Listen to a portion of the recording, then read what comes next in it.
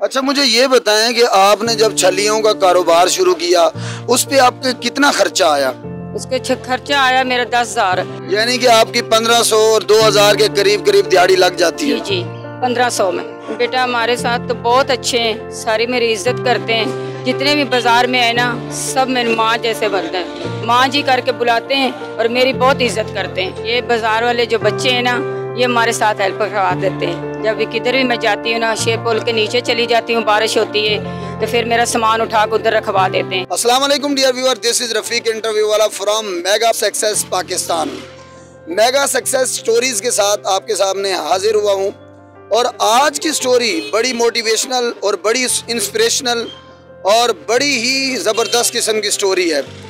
हाफसाबाद से तशरीफ लाने वाली पारस बीबी, जो हालात की कसमपोशी से मुकाबला करती हुई 5 बेटियों के साथ लाहौर तशरीफ लाई हैं और हालात का मुकाबला किया उन्होंने। 2 बेटियों की ये शादी कर चुकी हैं, एक बेटी को FSC प्री मेडिकल करवा चुकी हैं और एक बेटी मैट्रिक में है।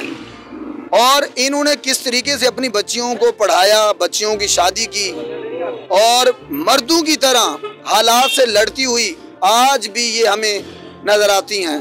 तो इन्होंने किस तरीके से अपने आप को स्टेबल किया, किस तरीके से कारोबार किया और मुख्तलिफ कारोबार किए, आज ये हमारे पास जिंदा तस्वीर हैं। ख़ास तौर पर वो जवान जो पढ़ने लिखने के बाद डिग्रियां लेके जगह जगह घूम रहे हैं और उनको नौकरी नहीं मिलती, या वो खवातीन जो मिलों में फैक्ट्रियों में धक्के खा रही हैं 10-10, 15-15 हज़ार रुपए पर, हमारे लिए जिंदा मिसाल हैं।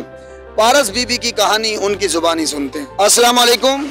वालेकुम अस्सलाम। मुझे ये बताएं पारस बीबी के माशाल्लाह आपके कितने बच्चे हैं और आपकी उनकी परवरिश कर रही हैं, तो किस तरीके से आपने उनको स्टार्टअप लिया, लाहौर कब तशरीफ लाए, ज़रा उनके बारे में बताइएगा। मेरी बेटी जो है ना, 18 साल की बेटी पर फौत हो गई, उसका इंतकाल हुआ है। उसके बाद मैं बीमार हो गई, मेरे को काला यरकान हुआ और मैं इधर मेरे सारे रिश्तेदार छोड़ के चले गए और मेरा कोई भी कमाने वाला, कोई साथ देने वाला ना। मेरी बच्चियाँ बीमार हो गई, मैं लाहौर लेके आई हूँ और इधर आके हम 3 महीने बहुत जलील हुए हैं, भूखे प्यासे और रोड पे बैठे हैं। हमारे पास ना घर सी ना कुछ सी और मैं कारोबार शुरू किया, शुक्र अल्हम्दुलिल्लाह। आज के मैं पहले छलियाँ लगाई हैं, उसके बाद फिर मैं रमज़ान से पकौड़े लगाती। अच्छा, मुझे ये बताएं कि आपने जब छलियों का कारोबार शुरू किया उस पे आपके कितना खर्चा आया? उसके खर्चा आया मेरा 10,000। मैं पहले काम जब शुरू किया सी 10,000 रुपया लगाया सी, मैं कि अल्लाह ताला बरकत पाएगा, मैं काम शुरू करूं। अच्छा, जब 10,000 रुपया आपने लगाया तो रोज़ का जो माल आप खरीदती थी वो कहाँ से खरीदती थी और रोज़ाना की आपकी बचत कितनी होती थी? मैं सब्जी मंडी जाती सी, उधर जाके मैं सामान खरीदती सी, 3,000 का 4,000 का मैं लेके आती सी और इधर आके दाने भूनती सी और छल्ली सारा दिन बैठी रहती सी। कभी छल्ली बिकती सी, कभी नहीं बिकती सी, उसमें मेरा गुजारा ना होता। मैं मकान का किराया 15,000 रुपया देती सी और बच्चों का खर्चा ना निकलता और बच्चों की पढ़ाइयाँ भी, बच्चों के कपड़े जूते सब मेरे ऊपर सी और मेरा खर्चा पूरा ना होता। फिर मेरी बेटी ने मशवरा दिया, मामा ये रमज़ान आ रहा है, आप पकौड़े शुरू करें, मैं आपके साथ पकौड़े बनवाऊँगी। मैं कहा ठीक है बेटा। मैंने शुरू किया, अल्लाह का शुक्र है, शुक्र अल्हम्दुलिल्लाह। मैंने पकौड़े बनाए, समोसे बनाए, ना रोल बनाए और मेरे सब लोगों ने ख़रीद की।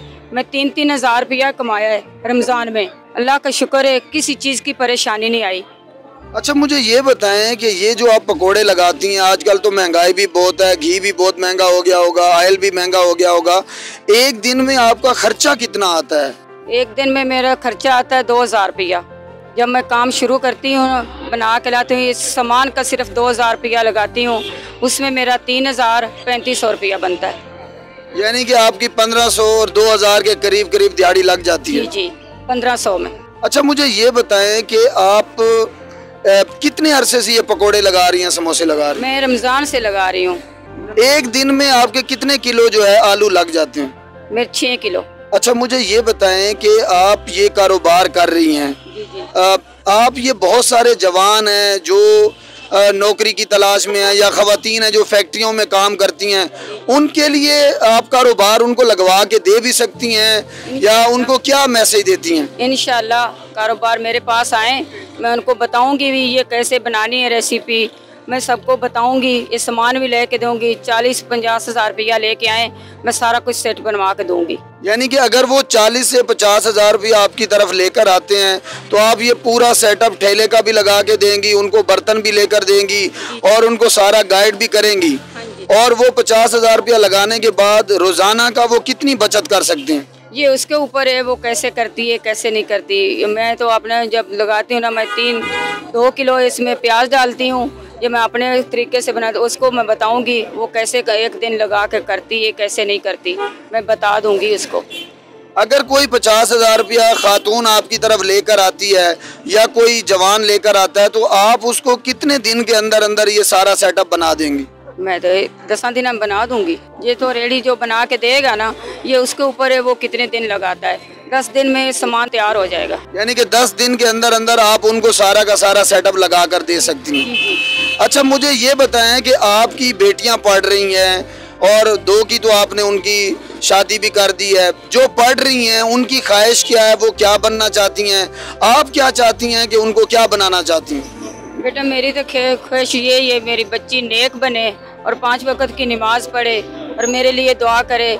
उसका को अच्छा अल्लाह ताला नसीब उसके अच्छे करे, मैं अपना घर हो और मेरे बच्चे खुश रहें। अच्छा, मुझे ये बताएं कि हुकूमत पाकिस्तान की तरफ से वज़ीर आज़म इमरान खान ने 50 लाख घरों का कहा है और वो घर बन भी रहे हैं, वो गरीबों को मिल भी रहे हैं, तो क्या वो गरीब ज़मीन पर हैं या आसमान पर हैं? आपके पास भी कोई नुमाइंदा आया, आपको भी गाइड करने के लिए आया कि आप भी अपना घर खरीद लें, अपना घर बना लें? सस्ते और मयारी घर हुकूमत पाकिस्तान की तरफ से तो मिल रहे हैं, आपके पास कोई नुमाइंदा आया? नहीं जी, कोई नहीं आया, किसी ने मेरी कोई इमदाद नहीं की। मैं रेडी लगाती हूँ, सबकी इमदाद लोग करते हैं, हमारी कोई नहीं करता। आप हुकूमत पाकिस्तान को इस वक्त क्या रिक्वेस्ट करना चाहेंगी, क्या अर्ज करना चाहेंगी, वो क्या करें आपके साथ? मैंने अपना घर चाहिए और मैं सुकून से बैठ सकूं अपने घर, मेरे बच्चे खुश रहें और मेरे से उन काम नहीं होता, मैं बड़ी मजबूर हूँ।